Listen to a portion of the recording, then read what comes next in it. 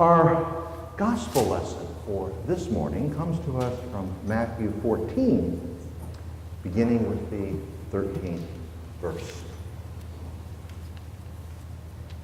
Now when Jesus heard this, he withdrew from there in a boat to a lonely place apart. And you need to know about what he heard. When Jesus heard this, what he heard was that Salome had asked Herod to behead John the Baptist, his cousin, his friend, the one who baptized him. So in modern parlance, Jesus was bummed out. He was sad. He lost a very beloved man of God. So he decided he needed to be by himself for a while. So he went to be apart.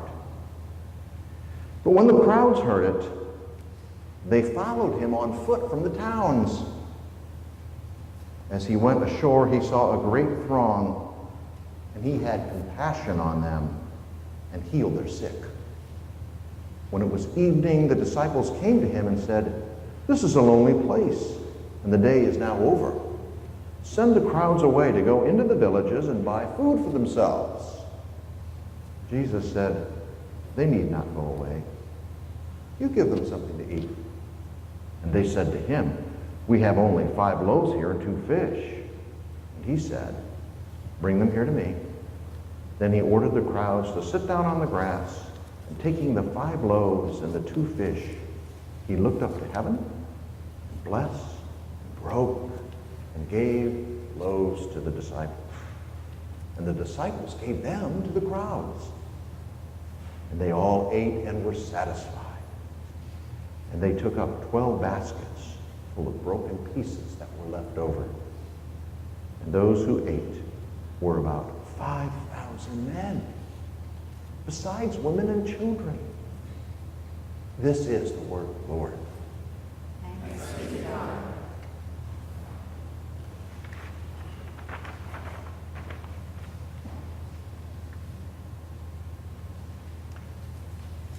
Some of you know that my first parish after seminary was in Tallahassee, Florida. We were there about 7 years. It was a lovely experience. And one of the things that happens to you if you live in Tallahassee is you either become an FSU fan or you wish you had. And I apologize for that. I know that we're all Tennessee fans here. That was my former checkered colored life, okay? It was in the past. I'll be rooting for Tennessee like the best of you all as we approach football season. What is he, a chameleon? He just goes with whatever team he's living with? Well, yeah, I'm smarter than I look. Well, at any rate, there are all kinds of legends and football stories that come out of FSU. There are. Some of them are so old and so wizened that they don't even have names attached to them anymore. But they are legends. And it turns out that once upon a time, Bobby Bowden had a first-string quarterback and a second-string quarterback and a third-string quarterback. And the first-string quarterback was wounded in action and could no longer play. So Bobby had to rely on the second string. They were playing for the championship, the national championship. So you know that was a long time ago, okay? And he brought in his second string quarterback, and let's just name him Herman because he doesn't have any name in the legends. Brought in Herman to be the quarterback. Now here's the problem with Herman. He worked hard, he was big, he could throw a mean football. He was a great football quarterback. But sadly, he wasn't very smart. He wasn't very good at football strategies and remembering plays and having the wherewithal to carry out the plays that Bobby Bowden wanted to be executed. Minutes left in the game. FSU is behind by 3 or 4 points, and the quarterback is in place, He asks the ball to be snapped. He hands it off. Then that ball goes to another player. They score the touchdown, and they win the game. Well, afterwards, Bobby Bowden asked Herman, he said, that was just the right play. How did you know that that was just the right play at that time to execute? And he said, well, it just kind of came to me. I looked at two of the biggest linemen I'd ever seen in my life, number 6 and number 7, and the mystical number of these combined jerseys caused me to think of 14. And I remembered what play 14 was, and we did it, and I won the game. We won the game. And Bobby said, Herman, the sum of 6 and 7 is 13. Herman paused a moment. You could just see the wheels turning. You knew he was going to say something. He said, well, Coach Bowden, if I was as smart as you were, I would have lost the game. The numbers did not work out. The numbers weren't working out for Jesus and the disciples. And we ponder this anew on this first Sunday of August. The notion of the division of fishes and loaves to feed everybody and have leftovers. If I had a nickel for every time that joke was used on me as a pastor, well, we're having this potluck and it doesn't look like there's enough dessert. Gosh, Pastor, you're going to have to pull a fish and loaves here. We just don't have enough dessert. And so I have to get involved in the amount of dessert. We'll cut smaller pieces. Come on. Help me out here. We've all heard the jokes about fishes and loaves, but this was no joke. This was the gospel. This was the gospel.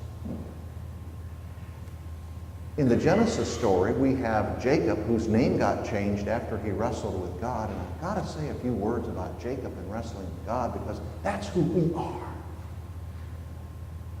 Don't you find yourself wrestling with God all the time? Don't you find yourself limping a little bit after you do that? And today we wrestle with the fish and loaves story. I was at my first community kitchen board meeting a couple weeks back, and there were 200 plus people there who needed lunch. The community kitchen, which we support, and I say that with pride, they do hundreds of meals every day. Breakfast, lunch, supper, every day, even Christmas and Easter, to people who are hungry here. And our church is very much a part of that, very much a part of those fishes and loaves. And I saw these people. There were mentally ill, handicapped, people in wheelchairs. Yeah, they were drunks. There are just all kinds of people. And the lunchroom can't even hold all these people. So there's an outdoor center where the Chattanooga kitchen feeds the hungry every day, 365 days of the year. And I thought about that and this gospel lesson for today. If you live in Chattanooga or Chapel Hill or wherever you're from, there are hungry people. There are homeless people. And one of the things I'm always thinking about is, how can I possibly make a difference? How can puny me make a difference? And I am reminded of Charlie Brown and Woodstock, the spindly little bird who one day is found on the ground with his arms up. And Charlie Brown says, "What are you doing?" And Woodstock says, "Well, I've heard that the sky is falling, so I'm preparing myself. I'm getting ready. Charlie Brown says, what is a little bird with those spindly legs going to do when the sky falls? And Woodstock answers, one does what one can. Thank you, Melanie. And that's where we are, isn't it? We aren't expected to save the whole world. We're just expected to do what we can and to give our little part. I remember back in the day as a baby Christian idealist at Southern Illinois University, there was a guy named Buckminster Fuller, and he preached the idea. He invented the geodesic dome, if you remember that. And he was preaching to the world that there is enough on this planet to feed everybody. It's a greed and a distribution problem that allows us not to do that. I've never forgotten that. Never forgotten that. So the message for today is just like what I gave to the children. Don't worry about what you don't have, or the powers that you don't have, or the money that you don't have. But get inside of yourself and wrestle with God about what it is that you do have. Jesus would say, my disciples will do much, much more than I have done as I walk the earth. And it's quite true. He prophesied that, and it came true. Think of the orphanages, the soup kitchens, the United Nations UNICEF programs, the Salvation Army, the hospitals.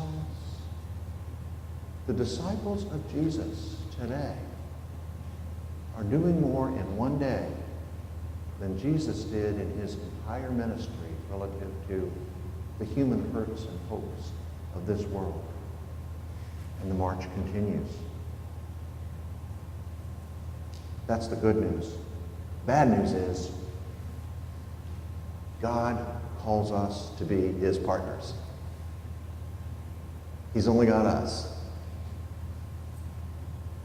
Jesus works through us. And you've heard the cliche.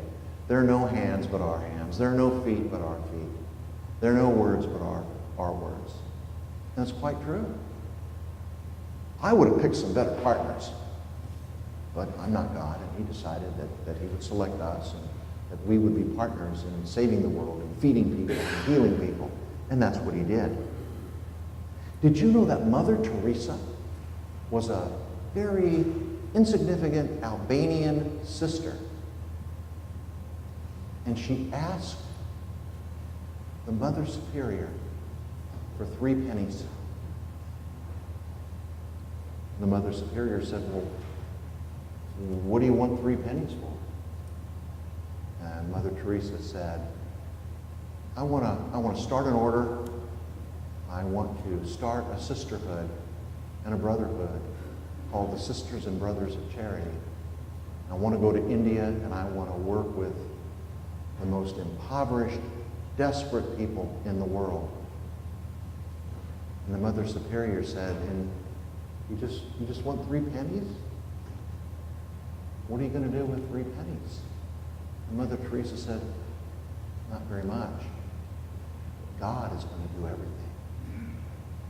And you know the rest of the story, as Paul Harvey would say, that there are now thousands of sisters and brothers of charity. They're all over, from New York City to Bangladesh, everywhere. What do you have?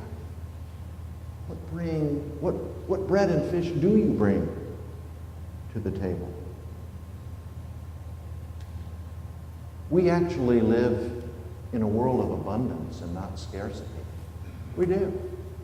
But we're always harangued by our worst enemy, Satan, who says, you don't have enough. You're not good enough. You can't make a difference. I don't particularly like to preach about Satan, but St. Peter would say, we are not unaware of his wiles and his schemes.